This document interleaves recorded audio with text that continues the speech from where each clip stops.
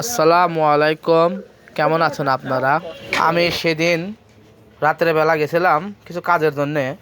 তো সাত মাথায় যাওয়ার পরে দেখি একটা বাচ্চা পলিথিনে করে কিসে যেন আটা খাচ্ছে।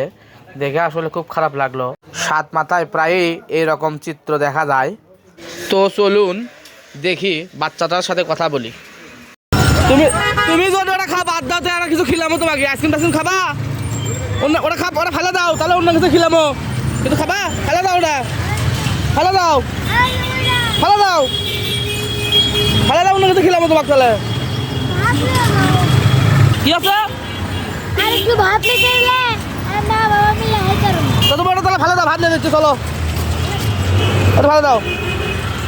আমি আসো, তাহলে ফেলে দাও। বাচ্চাটার বাড়ি নাকি সিলেট, সে এখানে রেল স্টেশনে থাকে।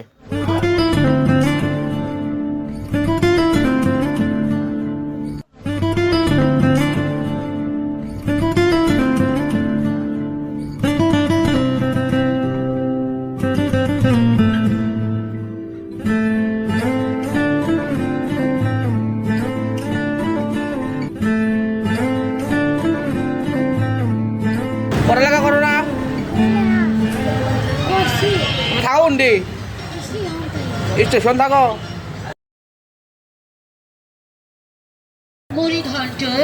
লাউ চিংড়ি আর এগুলো খাওয়া না, বুঝছো? খাও না, এগুলো খাওয়া লাভ কি? কাম কাজ করো, বাবা খিলাই দে।